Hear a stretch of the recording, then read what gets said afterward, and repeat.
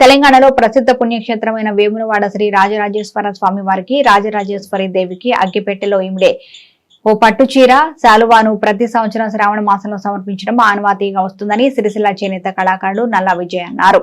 తెలుగు రాష్ట్రాల్లోని అన్ని ప్రసిద్ధ పుణ్యక్షేత్రాల్లోని దేవాలయాలకు అగ్గిపెట్టెలో ఇమిడే చీరలను శాలువాలను ఇచ్చానని, వేములవాడ రాజన్నకు సైతం ప్రతి సంవత్సరం ఇచ్చి స్వామివారి ఆశీస్సులు తీసుకుంటున్నానని తెలిపారు.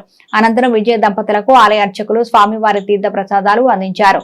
ఈ కార్యక్రమంలో ఆలయ ఈవో వినోద్ రెడ్డి పాల్గొన్నారు.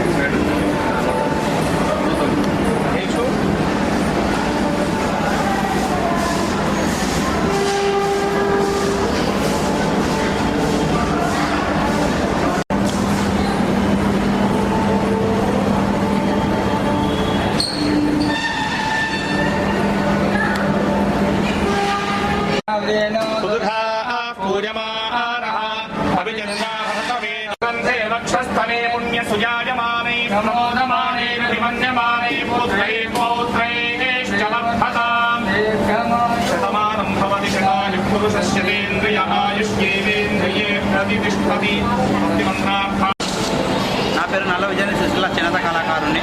గతంలో మా నాన్నగారు నల్ల పరంధాములు గారు మొట్టమొదటిసారిగా అగ్గిపెట్టెలో ఇమిడిపోయి పట్టు చీరలు తయారు చేసి వివిధ తెలంగాణ టెంపుల్కి ఇవ్వడం జరిగింది. అదే తరహాలో ఆయన వారసత్వాన్ని పురిపుతో నేను కూడా అగ్గిపెట్టెల చీరనే కాకుండా శాలువాను తయారు చేసి వివిధ రాజకీయ నాయకుల చేత శభాస్ అనిపించుకునే కాకుండా చేనేత కళారత్న అవార్డు కూడా పొందడం జరిగింది.